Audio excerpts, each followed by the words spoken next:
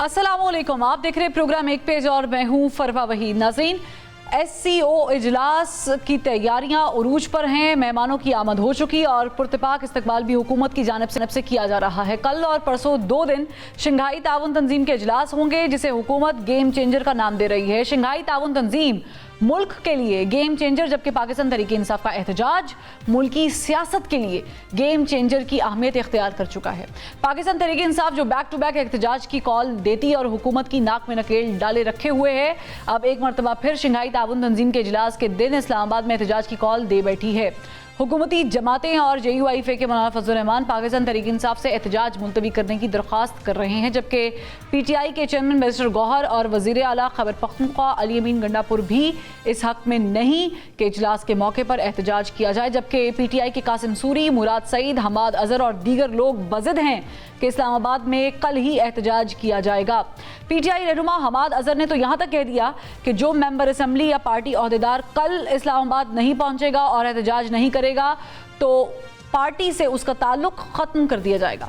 PTI क़यादत जहां इस शुबे का शिकार है, इजहार कर रही है कि बानी पाकिस्तान तहरीक इंसाफ के साथ जेल में नारवा सलूक किया जा रहा है, वहां वो बानी से मुलाकात करके अगले लाहे अमल तय करने के लिए हुकूमत से कह रही है कि हमारी बानी पाकिस्तान तहरीक इंसाफ इमरान खान से मुलाकात हो जाती तो हम एहतजाज मौखर कर देंगे, जबकि हुकूमत उनके मुतालबे को ब्लैक मेलिंग करार दे रही है।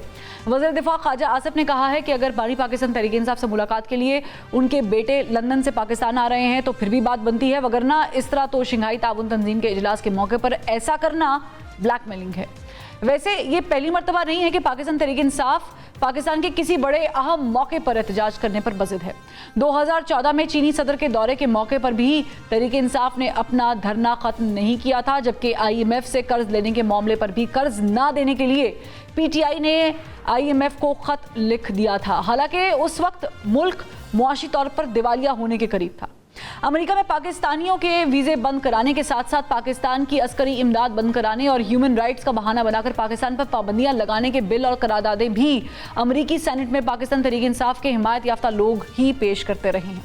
लेकिन अब यहाँ आम सवाल ये है कि अब जब पाकिस्तान में शंघाई ताउन तंजीम का इजलास हो रहा है, ऐसे मौके पर PTI का एहतजाज हुकूमत के लिए किस कदर मुश्किलात पैदा कर सकता है? क्या हुकूमत पाकिस्तान तहरीक इंसाफ एहतजाज मुलतवी कराने में कामयाब हो पाएगी या फिर नहीं? इसी पर बात करेंगे। हमें ज्वाइन किया है मुस्लिम लीग नून के सीनियर रहनुमा जावेद लतीफ़ साहब ने। बहुत शुक्रिया जावेद लतीफ़ साहब, आपने वक्त निकाला। मुझे बताइएगा कि इतना अहम मौका है, पाकिस्तान में शंघाई ताउन तंजीम कंडक्ट की जा रही है और हुकूमत इसकी तैयारियां भी कर रही हैं। ठीक ऐसे मौके पर पाकिस्तान तहरीक इंसाफ की तरफ से एहतजाज की कॉल देना और फिर उसे मशरूत कर देना कि बानी पाकिस्तान तहरीक इंसाफ से मुलाकात होगी तो हम मौखर कर देंगे, और हुकूमत इस पर गौर व गौस भी कर रही है, तो क्या हुकूमत ये मुतालिबा मान लेना चाहिए?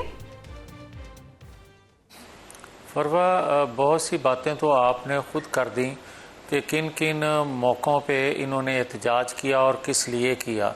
जिस तरह कि आपने खुद कहा कि जब चीन के प्रेसिडेंट आ रहे थे या IMF को खतूत लिखे या अमेरिकन कांग्रेस के जो मेंबर हैं उन्होंने किन मुतालबात पे इनके मुतालबात पे क्या कुछ कहा, और जो इसराइल के हमायत याफ्ता हैं या हमायत करने वाले कांग्रेस के मेंबर हैं उन्होंने भी इमरान खान को किस तरह सपोर्ट किया या किस तरह उनकी सेहत, उनकी कैद के हवाले से तशवीश का इजहार किया।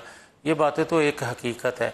अब जहाँ तक तल्लक है इनके कल के एहतजाज का, तो कल कोई ये बता दे कि अगर आज ये बात कर रहे हैं कि हमारी मुलाकात करवा दी जाए तो हम एहतजाज मौखर करने के लिए तैयार हैं, तो 2014 में कौन सा इमरान खान कैद था कि जिसकी मुलाकात के लिए इन्होंने एहतजाज किया था या इतना लंबा एक धरना दिया था? असल में बात हकीकत ये है कि रियासत का जो एजेंडा है या रियासत की जो तरक्की है, रियासत में जो मईशत की तरक्की है या सियासी इस्तेहकाम की बात है या दुनिया में सफारती तल्लुकात बेहतर होना शुरू होते हैं, तो तब ये आलमी एजेंडा अपना लेके आ जाते हैं और उस वक्त ये एक खेल खेलते हैं जिससे रियासत को नुकसान पहुंचता है। जहाँ तक आपका सवाल है कि आया इनको इजाज़त दे देनी चाहिए मुलाकात, हुकूमत को इनका मुतालिबा मान लेना चाहिए कि नहीं? ख्याल में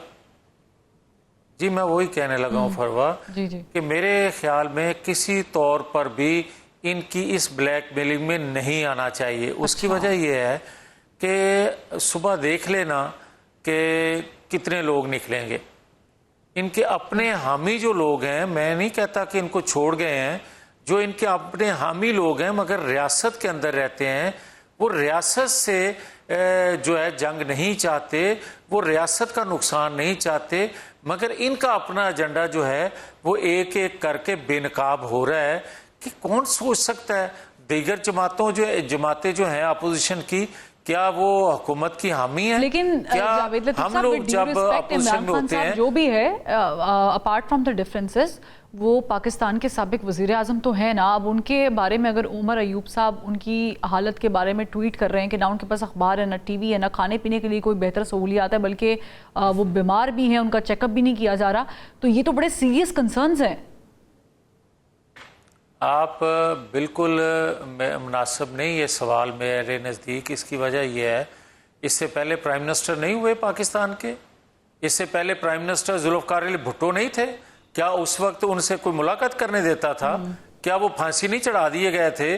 3 دفعہ نواز شریف کی بندوق کے نوک پہ اس وقت تو دور حکومت جمہوریت کا بھی نہیں تھا جب ذوالفقار علی بھٹو صاحب کو پھانسی چڑھائی گئی تھی. اب تو اس کے ساتھ کمپیریزن نہ کریں, تو جمہوریت ہے. مجھے نہیں فروا نہیں, میں مناسب ایک تو مجھے بات مکمل کر لینے دیا کریں اور پھر آپ سوال کر لیں.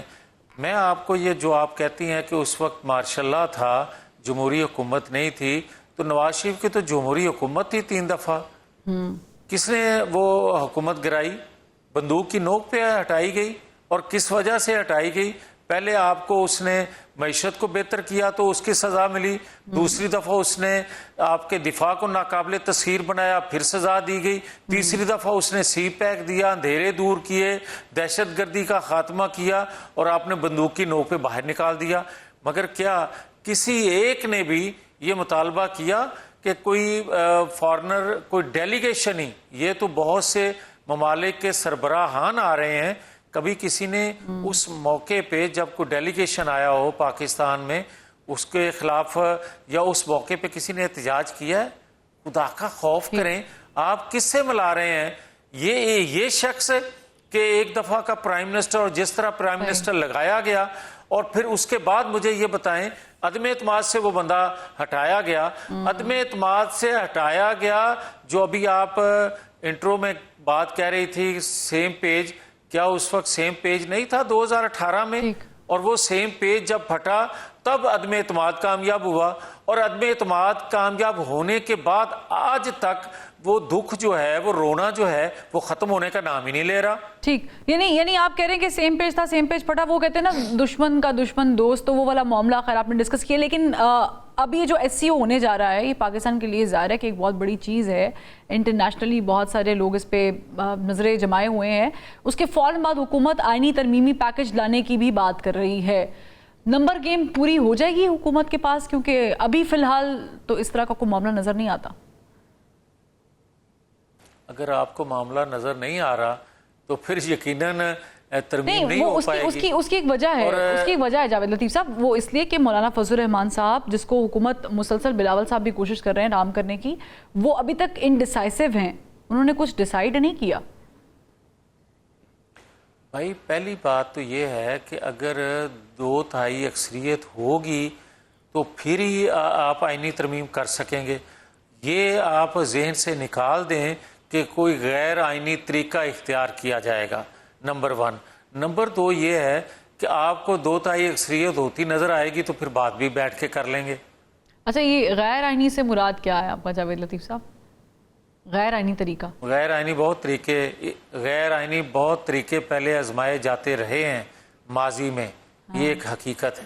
یہ وہی غیر آئینی طریقے تو نہیں جن پہ زر کا ووٹ کاسٹ کیا جاتا تھا؟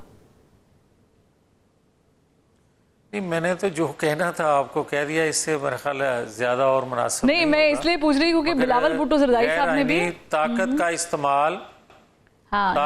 استعمال, انصاف کے ادارے سارے استعمال کیے جاتے تھے حربے, مگر اس دفعہ اگر کوئی 2/3 اکثریت ہوگی, ممبر پورے ہوں گے, دین یہ آئینی ترمیم آئے گی. کوئی غیر آئینی طریقہ نہ ہم سپورٹ کر سکتے ہیں نہ کرنا چاہیے. جاوید لذیذ صاحب یہ بتائیے گا کہ اعظم نذیر تار صاحب اتنے زیادہ پرو ایکٹیو نظر نہیں آتے ہیں جتنے بلاول بھٹو زرداری صاحب نظر آ رہے ہیں. پیپلز پارٹی کا اس میں کیا مفاد ہے؟ اگر حکومت ایکٹیو ہوتی تو آپ نے سوال کرنا تھا اتحادی ایکٹیو کیوں نہیں ہے. اگر اتحادی ایکٹیو ہے تو پھر برداشت کر لیں. یہ بڑا سوال ہے کہ اتحادی زیادہ ایکٹیو ہیں جن کے پاس سٹیئرنگ ہے وہ اتنے ایکٹیو نہیں ہیں. نہیں، آپ نے دیکھا کہ جب 2-3 دن سیشن چلا چھٹی کے دن بھی تو پھر آپ نے کہا کہ حکومت بہت ایکٹیو ہے اور جو اس کے اتحادی ہیں وہ کہتے ہیں کہ ہمیں کوئی انٹرسٹ نہیں یا ٹائم ملنا چاہیے یا اس پہ گفتگو ہونا چاہیے. ٹھیک، بہت شکریہ جاوید لطیف صاحب، آپ نے وقت نکالا. لیکن البتہ یہ معاملہ جو آئینی ترمیمی پیکج لانے کا ہے حکومت چاہتی ہے کہ اسے جلد از جلد نپٹا دیا جائے تاکہ ایک چینج جو حکومت ایکسپیکٹ کر رہی ہے ہماری آئینی اصلاحات کے نام پر وہ دیکھا جا سکے. لیکن پاکستان تحریک انصاف جو احتجاج کا ارادہ رکھتی ہے اور جو اس آئینی ترمیم سے متفق بھی نہیں ہے اور ایس سی او کے موقع پر اسلام آباد میں جانا کیا پاسبلٹی ہو سکتی ہے اور جو شرط رکھی ہے کیا اس پہ بات چیت حکومت کے ساتھ ہو پائے گی، اس پہ بات کریں گے نعیم پنجوتا صاحب سے لیکن ایک بریک کے بعد.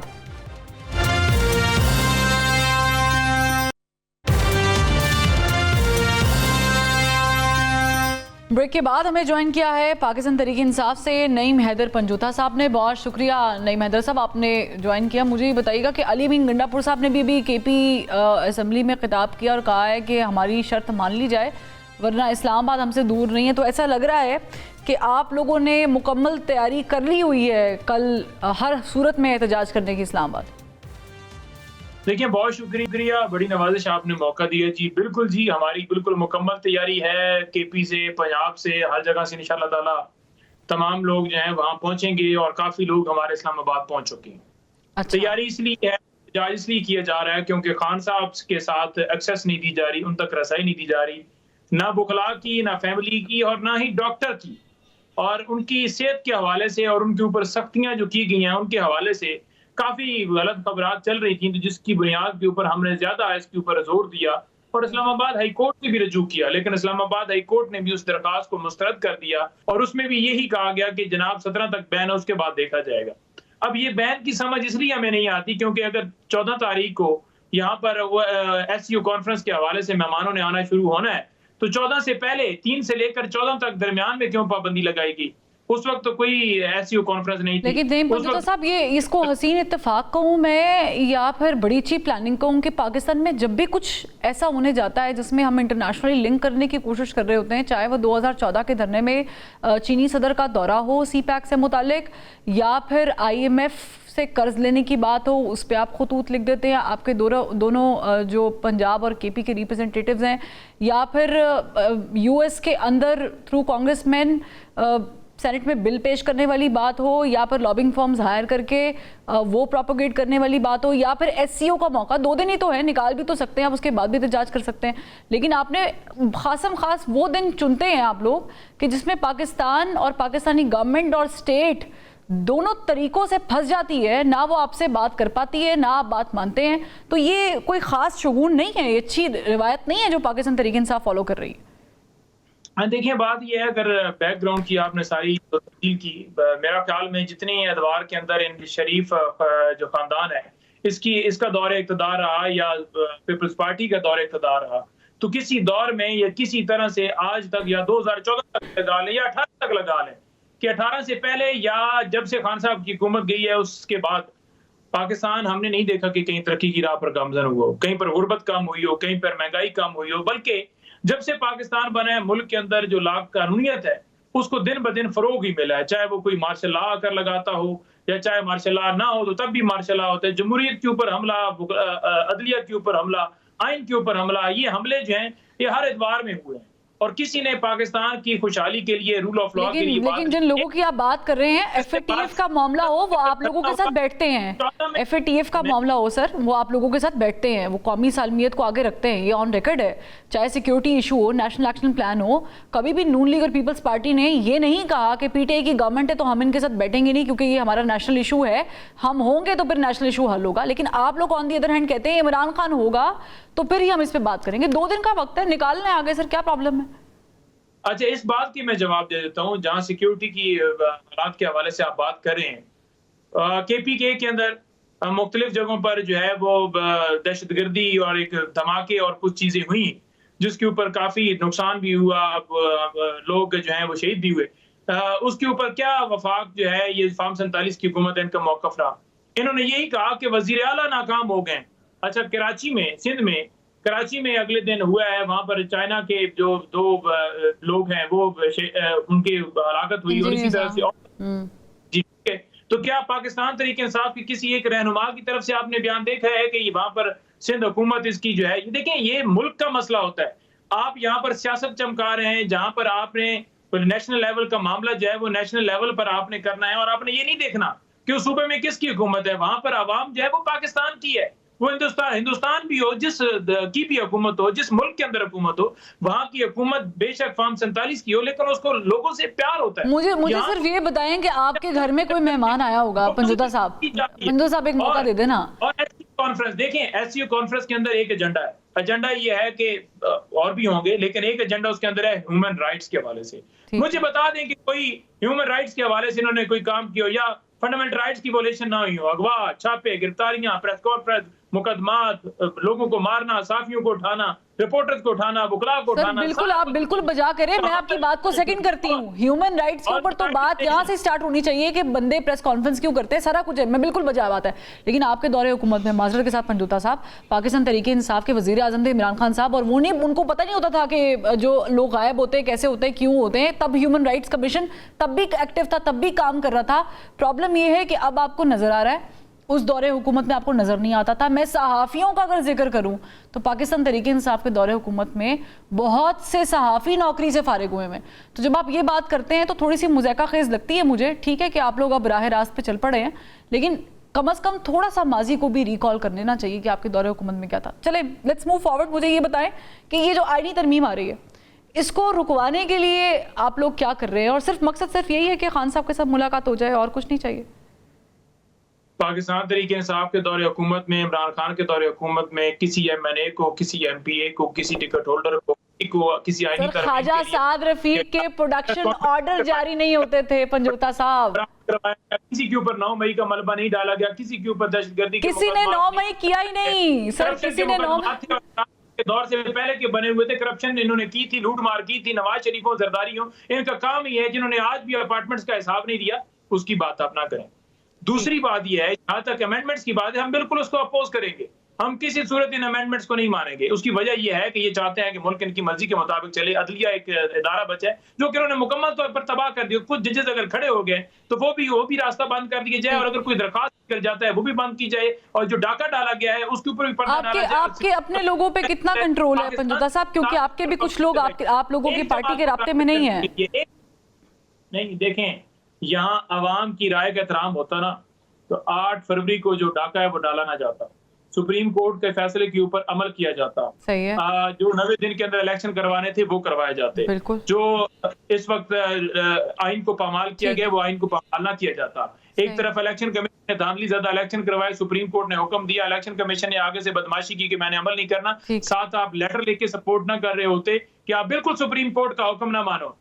تو یہ لوگ جو فارم 47 کے مطابق آئے ہوئے ہیں, جو خود ڈاکے سے آئے ہوئے ہیں, کیا وہ قانون اور آئین چلیں بالکل ٹھیک بات کریں. مجھے صرف یہ بتائیں, آپ کے اپنے لوگ رابطے میں, کیونکہ آپ لوگوں کے چند لوگ آپ لوگوں کی پارٹی کی مینجمنٹ کے ساتھ رابطے میں نہیں آ رہے, کچھ سینیٹرز ہیں, کچھ ایم این ایز ہیں, جو ہم نے دیکھا ہے ہمارے لوگ جن کو خان صاحب نے ٹکٹ دیا وہ جیتے.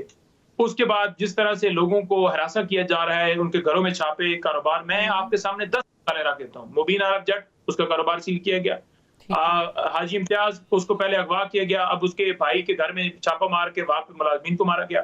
شفقت اوار جس کے دفتر میں دعویٰ بولا گیا، آفریں ساتھ ساتھ کی جا رہی ہیں۔ اس کے علاوہ آفرز کیا کر رہے ہیں؟ آفرز کیا کر رہے ہیں پنجوتا صاحب؟ ان کو ہراساں کر کے اور کیا ایسے آپ نے نمبر پورے کرنے ہیں؟ ٹھیک ہے، آفرز کیا کر رہے ہیں پنجوتا آپ صاحب؟ دعوے کرتے ہیں کہ ہمارے نمبر پورے ہیں اور ہمارے ایم این ایز یا سینیٹرز کے بارے میں آپ پریس ٹاک کرتے ہیں کہ دیکھیں جی تحریک انصاف نے اپنے سینیٹرز کو اغوا کر لیا ہے۔ کوئی ایک جملہ ہمارے طرف سے دیکھ لیں کہ ہم نے کہا ہو کہ نون لیگ کا بندہ ٹھیک ہے، آپ نے نعیم حیدر پنجوتا صاحب ابھی آفرز کا ذکر کیا ہے، کیا کیا آفرز مل رہی ہیں آپ کے ایم این ایز اور سینیٹرز کو؟ پیسے، وزارتیں، کتنے؟ کون سی وزارتیں؟ دیکھیں وزارتیں تو اگر کوئی ایگری ہو تو پھر نا وزارت تو پھر اس کے اندر 50 وزارتیں ہیں، 40 وزارتیں ہیں، جتنی وزارتیں ہیں وہ تو لیکن اگر وہ تو 63 ڈے کے فیصلے کے بعد پنجوتا صاحب اگر وہ 63 ڈے کے بعد ووٹ ڈالیں گے وہ تو ڈی سیٹ ہو جائیں گے۔ ہمارے ایم این اے ان کو آفر کی گئی، آپ جو ہے وہ بالکل پی ٹی آئی کو چھوڑے، آپ کو بنایا جائے گا، وزیر بھی بنایا جائے گا، آپ کو کوئی مسئلہ نہیں ہوگا، آپ کی سیٹ بھی جو ہے وہ آپ کی نہیں گوائی جائے گی۔ اس نے انکار کیا، اس کو سیٹ سے ہاتھ دھونا پڑ گیا۔ احمد کٹھا، اس کو سیٹ سے ہاتھ دھونا پڑ گیا۔ احسان جو ہے وہ وابرک، اس کو سیٹ سے جو ہے وہ ہاتھ دھونا پڑا۔ اسی طرح سے یہ ساری صورتحال کی گئی اور اس کے بعد آپ کہیں کہ آپ کے نمبر پورے ہیں، یعنی بے شرمی کی کوئی انتہا ہے۔ یعنی آپ کہہ رہے ہیں کہ حکومت یہ آئینی ترمیم کر نہیں پائے گی؟ ہم نہیں ہونے دیں گے، جو یہ مرضی ہے۔ ہمارے پاس راستہ ایک ہے، کیا؟ قانونی کا جو ہم نے اختیار کیا ہے، ہم سپریم کورٹ میں بھی جا چکے ہیں۔ دوسرا ہمارے پاس راستہ ہے، تو یعنی آپ قانونی راستے کے تھرو ہر کوشش کریں گے۔ پنجوتا صاحب بہت شکریہ، آپ نے اپنا وقت دیا کہ ہم اسی طریقے سے حکومت کی راہ میں رکاوٹیں پیدا کریں۔ اب دیکھنا یہ ہوگا کہ جب یہ ٹیبل ہوگی تو پھر اس پہ کیا سچویشن ہوتی، نمبر پورے ہوتے کہ نہیں ہوتے۔ ایک بریک لیتے، بریک کے بعد جب واپس آئیں گے تو ہمیں جوائن کریں گے سابق وفاقی وزیر فواد چودھری صاحب۔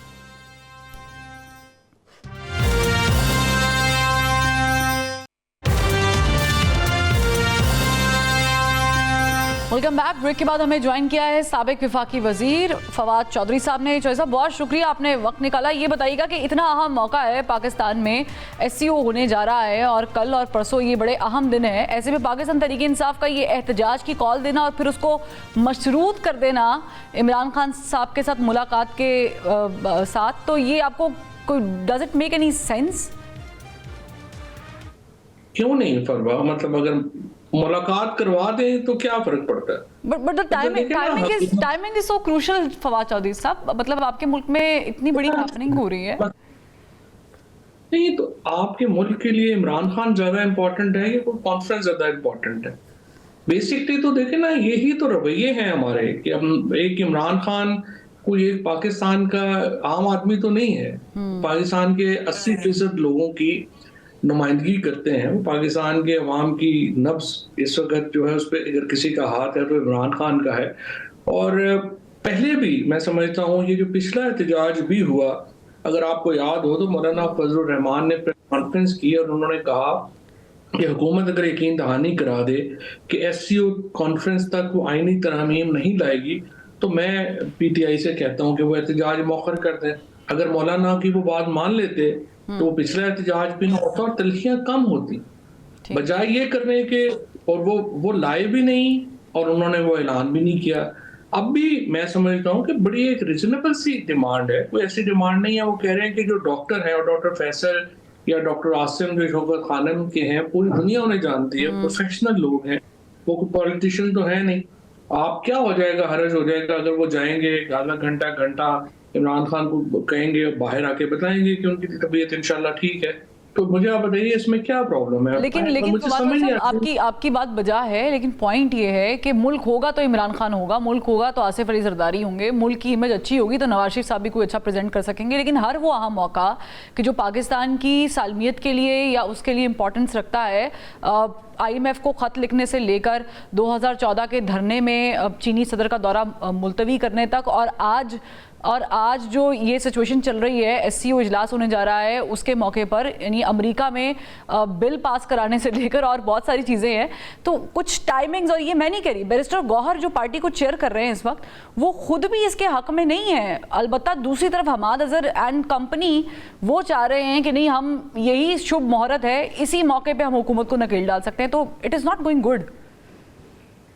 لیکن فرما مسئلہ تو یہ ہے کہ احتجاج ہو کیوں رہا ہے؟ मतलब एहतजाज एक ही पॉइंट पे हो रहा है ना कि आप इमरान खान से उनके डॉक्टर की मुलाकात की इजाजत दे दें। तो मुझे आप ये बताइए कि इसमें इतनी बड़ी ये एक इसमें प्रॉब्लम क्या है? हुकूमत क्या छुपाना चाह रही है? वो मुलाकात क्यों नहीं कराना चाह रही? इस पे तो मतलब मुझे ही इत्मीनान नहीं है, किसी भी आदमी को इत्मीनान नहीं होगा इस मौक़िफ़ के ऊपर। और इसीलिए मैं समझता हूँ कि इवन कोई भी न्यूट्रल आदमी के सामने आप ये बात करें तो वो इस बात पे हैरान होगा कि ये क्या हुकूमत, क्या वजह है, क्यों नहीं करा रही। बट इसमें तो इतनी बड़ी लंबी चौड़ी तमहीदों की तो जरूरत ही नहीं है ना, बस मुलाकात कराएं और बात खत्म करें। ठीक है, अभी क्या लग रहा है आपको? अभी तो वज़ीर दाखिला मोहसिन नकवी साहब ने इस चीज़ पे गौर करने का कहा तो है, लेकिन अगर मुलाकात नहीं होती है, अगर मुतालबात नहीं माने जाते, तो फिर ज़ाहिर है पाकिस्तान तहरीक इंसाफ कैपिटल का रुख करेगी।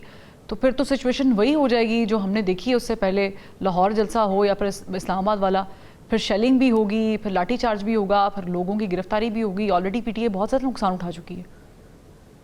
तलखियां बढ़ेंगी, डेफिनेटली तलखियां बढ़ेंगी। मतलब मेरी खुशफहमी तो भी है ये कि शायद कोई अकल का जो है वो काम करें और मुलाकात करवा दें, जिसमें कोई हर्ज नहीं है। लेकिन अगर मुलाकात नहीं कराएंगे तो अभी मैं देख रहा हूँ कि अली अमीन गंडापुर साहब की भी अनाउंसमेंट आ गई है कि खैबर पख्तूनख्वा के लोग भी जो है वो इस धरने में आएंगे और शिरकत करेंगे। सो इससे तलखियां तो बढ़ेगी और बहुत बढ़ी। अच्छा, लेकिन अब पाकिस्तान तहरीक इंसाफ का किरदार कैसे देखते हैं? I mean I just want to ask what's going on inside Pakistan Tehreek Insaf, क्योंकि बहुत सारी ग्रुपिंग बन चुकी है। अली अमीन गंडापुर साहब जो हैं वो कह रहे हैं इमरान खान की सेहत से मुतालिक इट्स एवरीथिंग इज़ ओके, लेकिन आप दूसरे लोगों की बयानात सुनेंगे तो वो कह रहे हैं कि उमर अयूब साहब कह रहे हैं फॉर इंस्टेंस कि उनके कान में कोई इन्फेक्शन है, उनकी तबीयत ठीक नहीं है, डॉक्टर्स ने देखना है। तो यहाँ तो ऐसा लग रहा है कि अंदर ही बहुत ज़्यादा ग्रुपिंग हो गई है, खुद ही उनको समझ नहीं आ रही कि उन्होंने बयान क्या देना है। ग्रुपिंग तो खैर क्या होनी है, ग्रुपिंग तो इमरान खान के ऊपर तो सारे इकट्ठे ही है ना, बस उस वही एक सिंबल है इस वक्त पाकिस्तान की यूनिटी के भी और तहरीक इंसाफ की यूनिटी के भी। सो इसलिए ग्रुपिंग तो ऐसा उस तरह से कोई नहीं होनी है। लेकिन फवाद साहब कथा कलामी की माफ़ी चाहूँगी क्योंकि हम बड़ी अच्छी गुफ्तगू कर रहे हैं। आपने कहा कि एक है इमरान खान के ऊपर, माजरत के साथ हमने देखा लाहौर जलसे में क्या हुआ, अली अमीन गंडापुर साहब कैसे छोड़ के चले गए, डी चौक वाले में क्या हुआ, अली अमीन गंडापुर साहब कैसे चले गए और स्ट्रेट 24-30 घंटे जो हैं वो गायब रहते हैं, बस मंजर में नहीं रहते। तो खान साहब तो जो भी कह रहे हैं उससे उलट ही हो रहा है। आई एम सॉरी टू से दिस यहाँ पर, लेकिन 9 मई हुआ सो हुआ, लेकिन उसके बाद जिस तरह के बयानात क़यादत की तरफ से आ रहे हैं, बिलखुसूस खैबर पख्तूनख्वा के चीफ मिनिस्टर की तरफ से, वो ज़्यादा डैमेज दे रहे हैं पीटीआई के बानी को। देखिए, आप पीटीआई के ऊपर तो हम कह सकते हैं और उस पर कई बात सही भी है, लीडरशिप की कमी तो जाहिर है ना, वो तो उसमें कोई शुबा नहीं है। लेकिन देखिए ना, पीटीआई के साथ 2 सालों में जो हुआ है, जो फस्तायत और बर्बरियत का मुजाहरा हुआ, सारे आर्डर को जो है वो तशद्दुद का निशाना बनाया गया, बेगुनाह लोग जो हैं वो 16-16 महीनों से जेलों में पड़े हुए हैं, इलेक्शन का निशान छीन लिया गया, इलेक्शन छीन लिया गया। उसके बाद जो जज इंडिपेंडेंट फैसला करता है उसको उठा के जो है वो देशन काला दे दिया जाता है। पाकिस्तान के अंदर ह्यूमन राइट्स का तस्वुर ही खत्म हो गया है, पाकिस्तान के अंदर सियासत का तस्वुर खत्म हो गया है। तो इन तमाम एक जो लंबी ज्यादतियों की एक तवील फहरिस्त है, उसके अंदर जो पीटीआई की लीडरशिप की नाकामी तो है ही है। वो तो जाहिर है कि कोई चैलेंज गवर्नमेंट को उस तरह से नहीं दे पाए और अभी भी कंफ्यूजन है पीटीआई की लीडरशिप के अंदर, और वो नजर नहीं हमें आता कि डिसीजन मेकिंग जो है वो क्या है और कैसे हो रही है। आप एक दिन फैसला करते हैं कि फलस्तीन के ऊपर कमेटी का इजलास का बाइकआउट करते हैं कि जी हमने तमाम कमेटी बाइकआउट किया है, अगले दिन आप जाके शामिल हो जाते हैं कॉन्स्टिट्यूशन अमेंडमेंट की। एक दिन आप एक फैसला करते हैं, शाम को आप बदल देते हैं, शाम को फैसला करते हैं, सुबह बदल देते हैं। तो ये तो तमाम चीजें हैं और पाकिस्तान की हकीकतें हैं जिनको लेके हम आगे बढ़ रहे हैं। लेकिन इस पर्टिकुलर इशू के ऊपर मैं नहीं समझता कि मेरी तो समझ से ही बाहर है कि आखिर हुकूमत जो है वो क्यों ये अपने हालात खराब करना चाहती है इस्लामाबाद के, और इसका मकसद क्या होगा कि इससे आप साबित कर सकेंगे कि नहीं जी पीटीआई देखें बड़ी गंदी जमात है, इन्होंने उस दिन मुजाहरा कर लिया था। आम आदमी नहीं सोचता इस तरह। आम आदमी की सोच यही है कि अगर हुकूमत ने बचना था इस्लामाबाद के मुजाहरे से तो बड़ा आसान था, इमरान खान तक एक्सेस दे देते।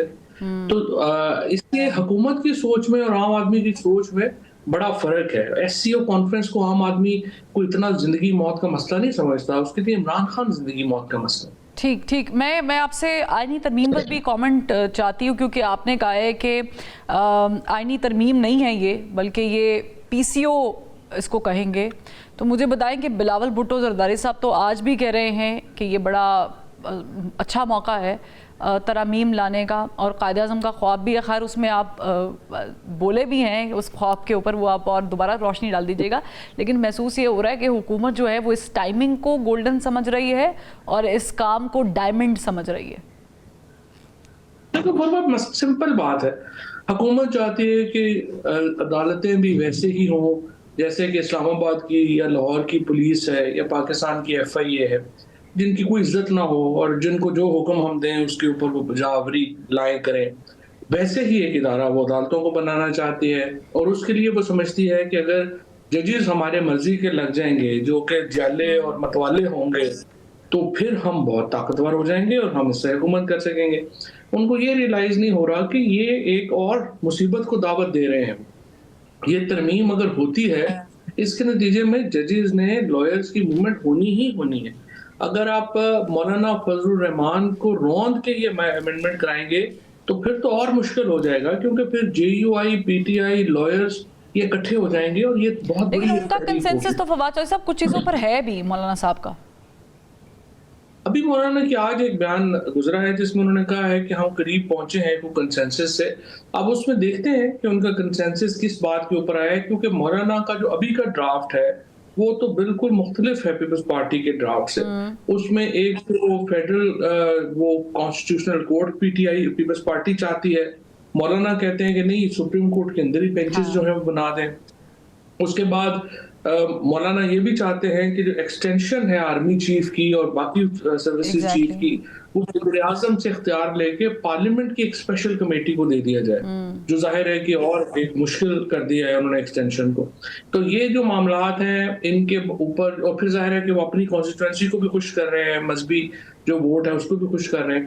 تو اب دیکھنا یہی ہے کہ مولانا فضل الرحمان اور پی ٹی آئی اور پیپلز پارٹی اس میں آپس میں قریب آتے ہیں یا پی ٹی آئی اور مولانا آپس میں قریب رہتے ہیں. لیکن اس معاملے میں بلاول بھٹو زرداری صاحب بہت زیادہ کانفیڈنٹ نظر آ رہے ہیں کہ وہ کہہ رہے ہیں کہ اب کی بار مولانا صاحب سے ملاقات کریں گے تو پھر معاملہ طے پڑ جائیں گے.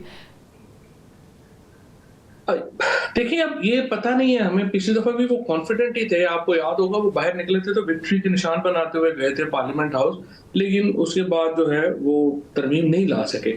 آج تک نمبر پورا نہیں ہے حکومت کے پاس, اور میں آئی کین ٹیل یو کہ گورنمنٹ کے بڑے سینئر لوگوں نے مجھے کنفرم کیا کہ ابھی تک نمبر کنفرم نہیں ہے. اور اگر یہ مولانا فضل الرحمان ساتھ جائیں گے تو حکومت ترمیم لا پائے گی, مولانا ساتھ نہیں ہوں گے ترمیم نہیں آ سکتی. اب مولانا اس کے بدلے کیا کیا اپنی شرائط منوا سکتے ہیں, مڈل گراؤنڈ کہاں لا سکتے ہیں, یہ ہمیں پتہ چل جائے گا. میرا خیال ہے ابھی 15-16 تو ظاہر ہے, کل پرسوں تو یہ ایس سی او ہے, اس کے بعد 17-18 کو ہمیں شاید کچھ پتہ چل جائے. ایگزیکٹلی آپ نے اس ترمیم سے پہلے بھی کہا تھا فواد چودھری صاحب کے چانسز ہیں کافی زیادہ کہ حکومت یہ ٹیبل ہی نہیں کرے گی, لیکن پھر وہ ہو گیا, ٹیبل بھی ہو گئی.